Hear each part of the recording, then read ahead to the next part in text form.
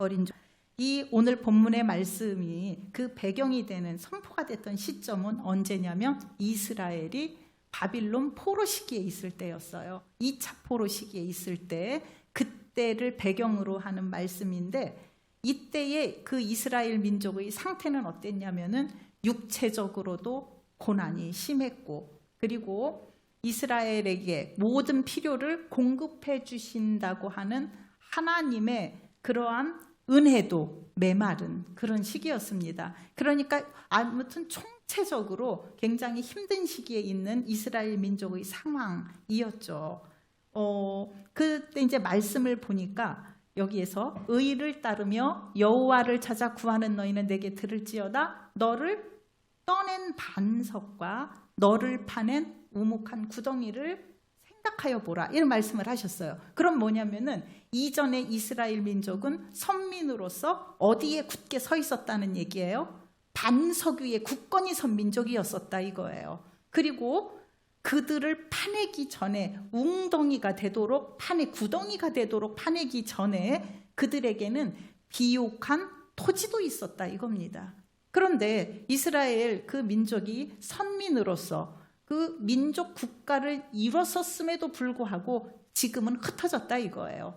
그 반석으로부터 반석을 떠내면 여러분 어때요? 그 아래에 흔적만 이렇게 우툴두툴하게 남아있죠. 아무 쓸모없는 땅이 돼버리죠. 또 어떤 비옥한 땅에서 그를 딱 그냥 떠내버렸어요. 그러면 뭐가 돼버려요? 그냥 파내버리니까 웅덩이만 남아있고 그에겐 거기에서 아무런 소출도 없게 되는 그러한 상황이 된 겁니다. 그렇다면 그들이 모든 그 민족 국가가 막 형성되던 그 시기에 세계사의 중심에 있던 그 민족이 지금 포로 상태로 있으면서 현재의 그들의 실상은 한마디로 모든 게 무너졌고요. 중심이 세워져 있는 것은 아무것도 없다 이겁니다. 그래서 그들에게는 떠내어진 반석, 그리고 그들이 그냥 파내어진 웅덩이, 구덩이, 이런 것으로 비유될 정도의 실상에 이르게 되었다 이겁니다. 그러면서 이들에게는 현재 무슨 삶을 지내고 있느냐? 사막과 같은 삶을 지내고 있고 광야와 같은 삶을 지내고 있는 겁니다. 그렇다면 이 사람들에게 있어서요, 너무나 큰 괴로움은 뭐냐면 우리가 이런 것들을 한번 생각해 볼 필요가 있을 것 같아요. 이스라엘 민족이 본래 민족 국가를 형성하지도 못하고 그냥 지리멸렬한 그냥 부족으로서 이렇게 지냈었던 사람들이라면 그다지 현재의 고난이 우리는 본래 그랬던 사람들이야 하면서 지냈을지도 모르겠어요. 근데 이들은 분명히 민족 국가를 형성했었고 그때 당시에 최대의 국가까지 형성했던 나라가 멸망을 한 거기 때문에 그들의 괴로움은 너무 고통스럽게 심하게 느껴졌을 거다 이거죠. 그러면서 그들에게 있어서는 끊임없는 탄식이 아마도 이런 게 있지 않았을까 하는 생각이 들어요. 하나님, 언제까지 이러실 거예요? 언제까지 이 고난이 계속될 겁니까? 우리의 고난은 언제 끝나요? 하는 기도를 끝도 없이 했을 것 같다는 생각이 듭니다. 그래서 내가 하나님으로부터 선택받은 민족이라는 자부심을 잃는 것은 말할 것도 없고 그 자체에 대해서도 굉장히 회의감을 가졌을 거라는 생각이 들어요. 내가 도대체 하나님을 섬긴다라는 의미가 뭐야? 이런 회의감 같은 거 있지 않았을까 하는 그런 생각을 해보게 됩니다. 그런 그들에게는 그 고통스러운 현실을요, 할 수 없이 살아야 하니까 억지로 수용하면서 살고 있는데 하나님께서요, 아주 오래전 과거의 인물을 그들에게 소환하시는 겁니다. 너희의 조상 아브라함과 너희를 낳은 사라를 생각하여 보라. 이스라엘 민족, 지금 포로로 있는 그 고난이 끊임이 없는 그 민족에게 말씀하시는 거예요. 그들은 아브라함과 사라에 대한 것을 익히 알고 있었어요. 그들의 믿음의 조상으로, 그들의 마음의 중심에, 정신적인 지주로 늘 섬기고 있었던 조상 중에 한 사람이었기 때문에 하나님 그 다음에 그들은 누구였냐? 바로 아브라함이었다 이겁니다. 그런데 아브라함을 주님께서 아주 간략하게 상기시키시는데 내용이 그거예요. 아브라함이 혼자 있을 때에 내가 그를 부르고 그에게 복을 주어 장성하게 하였느니라 이겁니다. 여러분, 아브라함이 혼자 있는 시기라고 하는 것은요, 그 어떤 시기를 의미하느냐? 그가 하나님의 부르심을 받아서 자기 친척과 아비의 집을 떠난 이후의 삶을 말합니다. 그는요, 그 고향을 떠난 이후에 어디를 가나 이방인이었어요. 어디를 가나 원주민들로부터 배척을 받는 사람이었습니다. 그리고 그에게는 자녀도 없고요. 조카 하나 있었는데 그 조카가 아브라함을 매몰차게 모든 것을 혼자 다 취하고 떠나버리지 않습니까? 그 아브라함이 그 지냈던 그 시기에 관한 것을 절절하게 성경 말씀은 너무 간략하게 그 시기를 표현하기 때문에 잘 상상이 안 되는데 성경의 인물에 관해서 영화로 만들어 놓은 영화가 있어요. 그래서 아브라함도 영화화된 그 영화가 있는데 제가요 그 아브라함의 영화를 몇 번을 보다가 이사를 할 때요 그 DVD를요 제가 버렸어요. 여러분 근데 왜 버렸는지 아세요? 나의 고난의 연속과 아브라함의 고난의 연속이 오버랩 되는데 너무 싫어서 제가 버렸어요. 그런데 여러분 생각해 보세요. 아브라함의 그 고난의 연속이라고 하는 게 여러분 그 영화의 장면을 보면 그래요. 그 막 팔레스틴 지방에 모래바람이 한번 훅 지나가면 아무것도 없는 메마른 땅이 되면서 그에게 가족이 딸려 있고 그에게 종들이 있고 양과 소 이런 것들이 그 몇 마리들이 있어요. 근데 그런 것들이 힘을 잃고 다 쓰러져 버려요.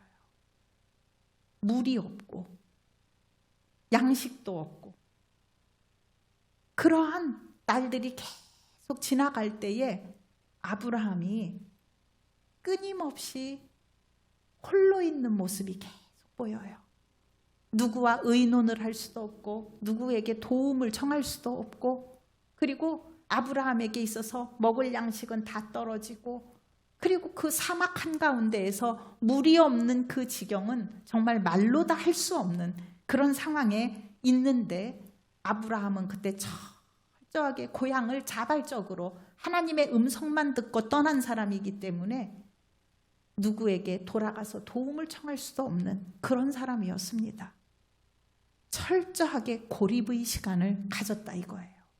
여러분, 우리가 신앙생활을 하는데 하나님께서 그를 사용하실 거라고 마음을 먹은 사람들에게는 피할 수 없는 시간이 있습니다. 그게 뭐냐면 반드시 고립의 시간이라는 게 있습니다. 모든 사람이 다 나를 떠나요. 모든 관계가 단절이 되는 것 같아요. 아무 곳에도 손을 뻗칠 수가 없어요. 그리고 나를 먼저 찾아주는 사람은 거의 없지요. 여러분 바로 그런 고립의 시간이 반드시 있습니다. 그런데 그 고립의 시간에 하나님을 바라보는 일을 멈추지 않는 그 사람, 그 시간을 견뎌내는 사람, 이 사람은 하나님께서 반드시 사용하십니다. 누구처럼? 아브라함처럼요. 그 홀로 있는 아브라함에게 하나님이 먼저 찾아가십니다.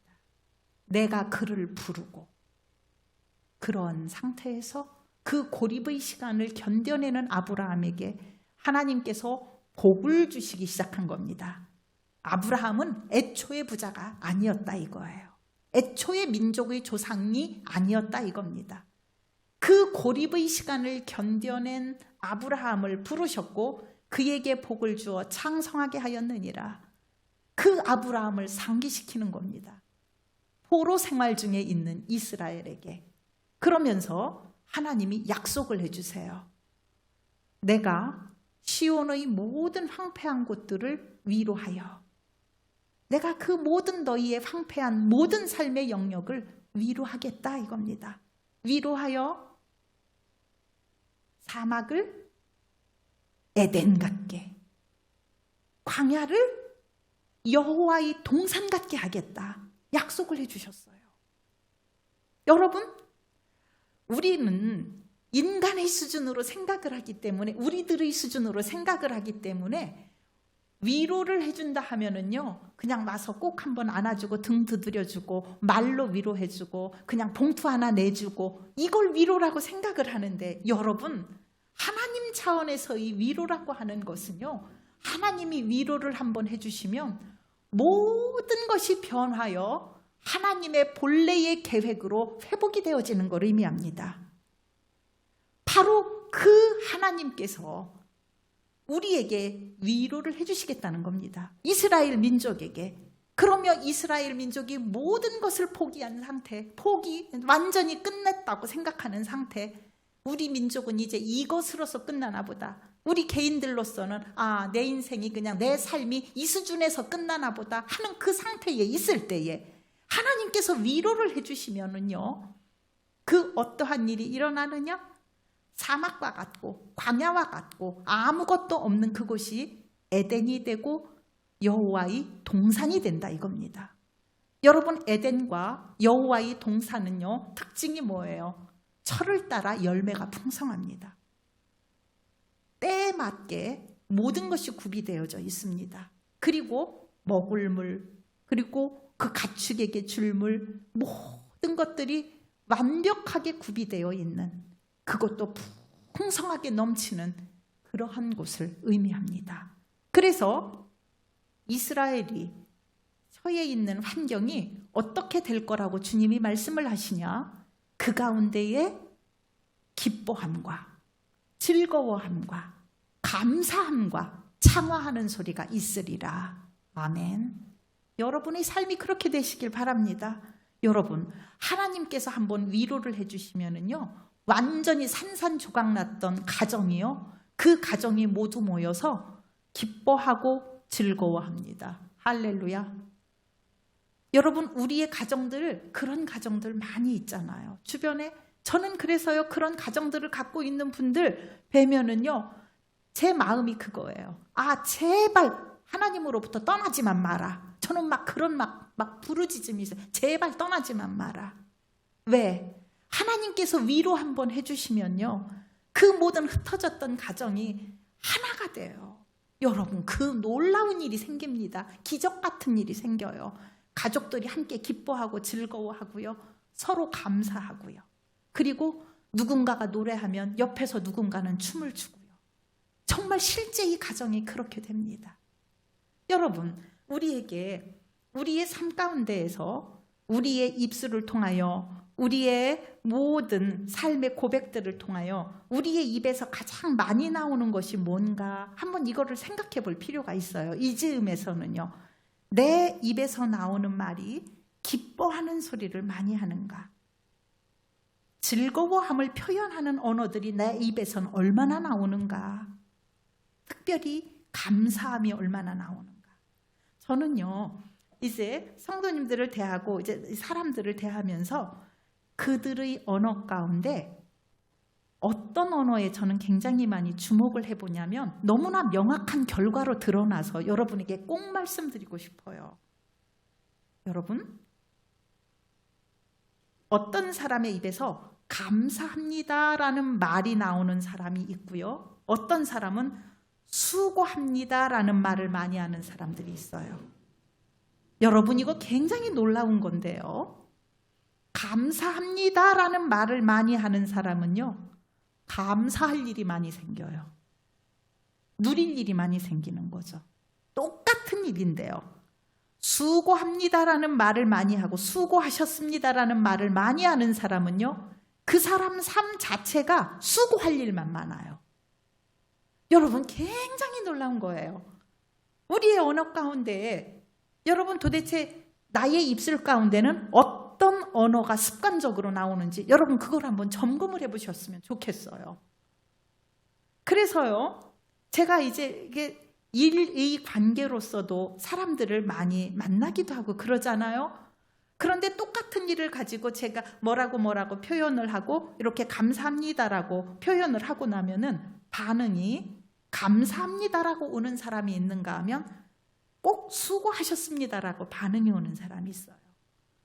영락 없어요, 여러분. 저는 자신 있게 말할 수 있어요. 감사합니다를 표현하는 사람들은요, 정말 풍요롭게 살아요.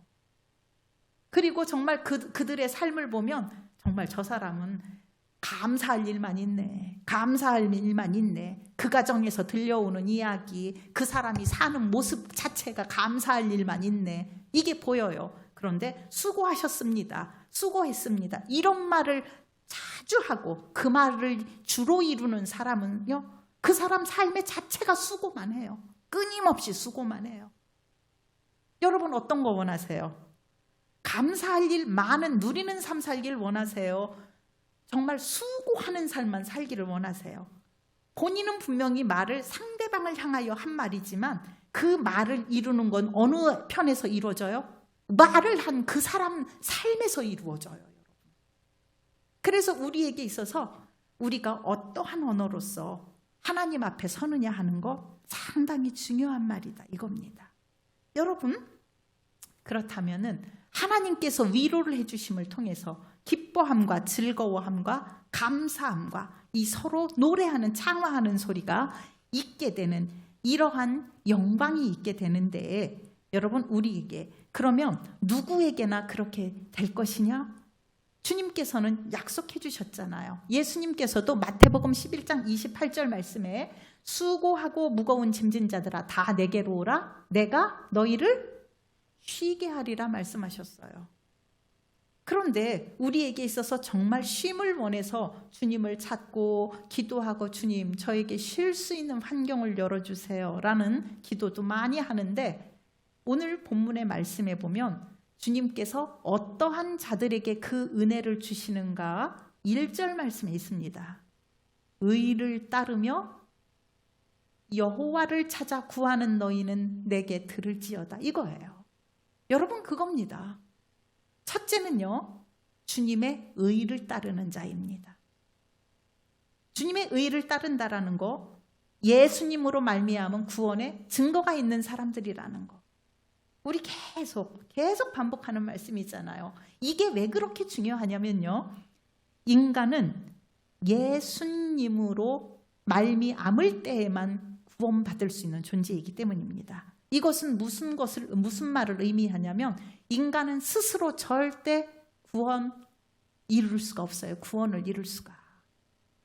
기독교와 다른 종교들과의 결정적인 차이가 무엇이냐면요, 기독교는 자력 구원의 종교가 아닙니다. 타력 구원의 종교예요. 그 타력이 누구예요? 누구의 능력? 예수 그리스도. 예수 그리스도로 말미암은 구원입니다. 다른 종교는 뭐냐면요, 공덕, 다른 은총, 이런 것에 의해서 구원을 받는다고 합니다. 그래서 끊임없이 선한 일을 해야 된다고 하잖아요. 그래서 막 고행을 하잖아요. 그것으로 구원 얻으려고. 그런데 사람의 구원은 절대 자기의 노력으로 이룰 수가 없습니다. 내가 공덕 하나 세울 때 나는 죄를 더 져요. 몇 가지를 더 져요. 뿐만이 아닙니다. 내가 선행을 한다고요? 그 선행을 도모하다가 우리는 내가 알지도 못하는 사이에 많은 죄를 더 짓습니다. 상쇄할 수가 없어요. 그 공덕 개념으로 자력 구원을 말하는 모든 종교들이 다 뭐냐면 내가 잘못한 것을 내가 선을 하나 행해서 하나씩 이렇게 상쇄시키는 거예요. 여러분, 끊임이 없습니다. 우리에게 있어서 예수 그리스도로 말미암은 이 구원의 역사를 우리는 반드시 믿어야 될 뿐만 아니라 따라야 한다 이겁니다. 그래서 의에 이르는 단계는요, 아주 단순합니다. 먼저는 하나님께서 우리에게 하나님 앞으로 이끌어 주시는 환경을 조성해 주세요. 내가 하나님을 믿지 않을 수 없는 환경이 어떤 사람은 태어날 때부터 주어질 때가 있고 어떤 사람은 아무튼 친구를 따라서든 어떤 사람은 누군가의 아주 그냥 자기를 정말 잘 인도해주는 그 인도함과 전도함에 의해서든 아무튼 이러한 것들을 우리는 선행은총이라고 말을 하는데 이런 환경이 조성되어지고요. 이에 자유의지를 가지고 응할 때 굉장히 중요한 부분이에요. 자유의지를 갖고 응할 때 구원의 역사는 어떻게 시작되냐? 개인적으로 시작되는 겁니다. 그래서 구원은요, 우리 모두 구원받았습니다. 이게 아니다 이거예요. 나 한 사람 한 사람이 하나님을 대하여 구원을 얻는 겁니다. 우리에게 있어서 이 놀라운 구원의 단계를 알아야 되는 것이지요. 그러면 우리에게 있어서 하나님을 향하여 온전히 돌아서는 결단이 있죠. 이때에 하나님께서 우리로 하여금 하나님을 체험하실 수 있는 다양한 기회들을 허락해 주십니다. 그때에 우리들이 하나님을 체험하고 하나님을 더 가까이 가는 그러한 상황이 전개되면서 의를 따르는 자들이 된다 이겁니다. 그런데 우리에게 한 가지 주목할 게 있습니다.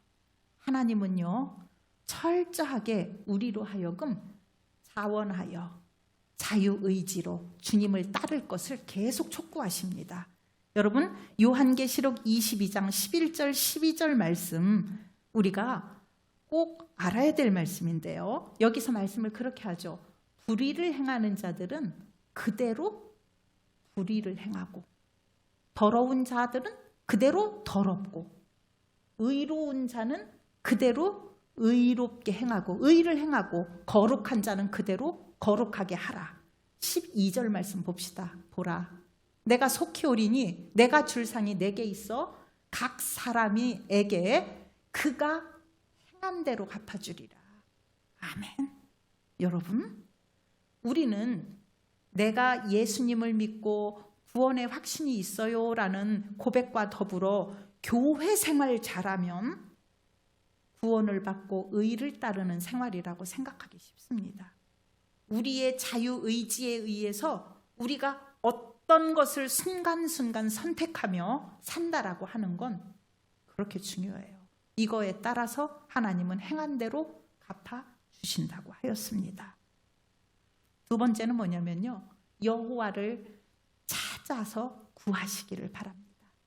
여호와를 찾아 구하는 너희는 내게 들을지어다 하셨죠. 이 여호와를 찾는 것, 시편 62편 8절 말씀, 백성들아 시시로 그를 의지하고 그의 앞에 마음을 토하라. 하나님은 우리의 피난처시로다. 아멘. 이겁니다. 여러분, 시시로 여호와를 의지하며 어떻게 하라고요? 마음을 토하라 이겁니다. 어떤 분이 저에게 최근에 그런 질문을 하셨었어요. 목사님이 생각하는 교회는 날마다 사람들이 울고불고 기도하고 그냥 그런 거를 그런 교회를 생각하느냐. 여러분, 우리에게 있어서요, 시시로 마음을 토하는 기도 해야 합니다. 여기에서 뭐라 그랬어요? 항상 이거 아니죠. 그러나 우리에게 정말 하나님의 구원을 그리고 하나님의 도우심을 구할 때에는 여러분, 우리는 마음을 토하는 겁니다. 우리 안에 그 모든 것을 선별해서 생각해서 내놓는 것이 아니라 그때는 울부짖는 거 정도가 아니죠. 떼굴떼굴 구르죠, 여러분. 그러면서 주님께 우리는 때때로 마음을 토하는 그런 기도를 해야 합니다. 그런 심정으로 주님 앞에 나아가며 구하라 이겁니다. 하나님은 우리의 피난처가 되신다고 하셨습니다. 히브리서 4장 16절 말씀엔 그러므로 우리는 긍휼하심을 받고 때를 따라 돕는 은혜를 얻기 위하여 은혜의 보호자 앞에 어떻게 나간다고요? 담대히 나아간다 이거예요. 아주 당당하게 하나님께 나가서 도움을 구하라 이겁니다. 그렇다면 여러분, 우리가요, 기도를 하는데 기도는 남을 위한 기도도 있고 남이 나를 위해서 해주는 기도도 있는데 내가 다른 사람을 위해서 해주는 기도까지 할 수 있는 건 말할 수 없이 좋은 것이고요. 반드시 내가 기도해야 하는 이유가 있어요. 내가 내 자신을 위한 기도는 다른 사람에게 부탁하기보다 내가 해야 되는 이유가요. 첫째, 보겠습니다. 요한계시록 8장 4절 말씀을 보겠습니다. 향연히 성도의 기도와 함께 천사의 손으로부터 하나님 앞으로 어떻게 된다고요? 올라가는지라. 여러분, 내가 하는 기도가 하나님께 올라가는 거예요. 그러면 내가 하는 기도가 하나님 앞에 올라가는데 나를 위한 기도를 다른 사람이 기도하면 그 기도가 누구 앞으로 올라가요? 그 사람 하는 기도가 하나님께 올라가는 거예요, 여러분. 그래서요, 기도는 누가 한다? 내가 하는 거예요, 내가 반드시 해야 하는 겁니다. 또 하나, 민수기 14장 28절 말씀엔 그들에게 이르기를 여호와의 말씀에 내가 삶을 가리켜 맹세하노라 너희 말이 내 귀에 들린 대로 내가 너희에게 행하리니. 이겁니다. 내가 말한 대로예요. 여러분, 내가 주님 앞에 말을 한 것 주님 그대로 들으신다 이거예요. 이건 언어 생활과도 연관되는 말씀이고요. 그래서 기도는 내가 해야 한다. 네, 여러분 꼭 그렇게 하시길 바랍니다.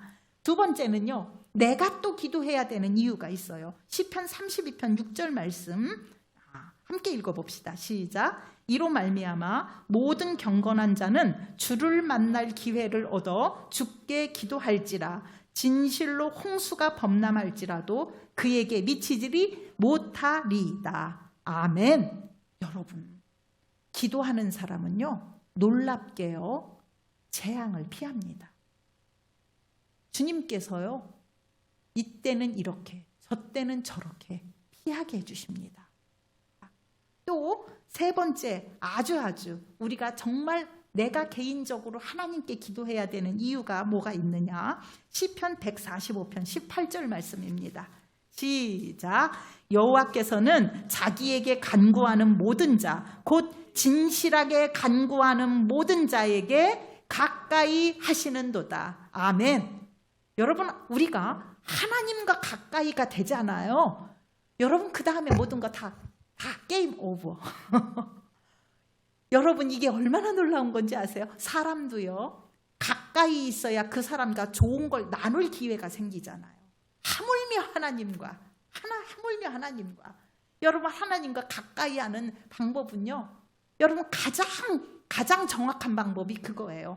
진실하게 기도하는 거예요. 그러면 하나님과 가까워집니다, 여러분. 하나님이요, 나하고 이렇게 동행해 주시는 걸 여러분 느껴요. 우리가 이렇게 눈 감아도 선생님 나와 지금 같이 있잖아요. 하나님은 안 보이실 뿐이지 하나님이 가까이 이렇게 계시다는 걸 안다니까요. 하나님이 그렇게 가까이 하세요. 그러면서 하나님께서 열어주시고 닫을 건 닫아주시고 열 건 열어주시는 겁니다. 우리가 반드시 주님께서 우리의 모든 영역을 에덴을, 사막을 에덴 같게, 광야를 여호와의 동산 같게 해주신다고 약속해 주셨는데 전제 조건이 뭐였어요? 의를 따르며 여호와를 찾는 너희였습니다.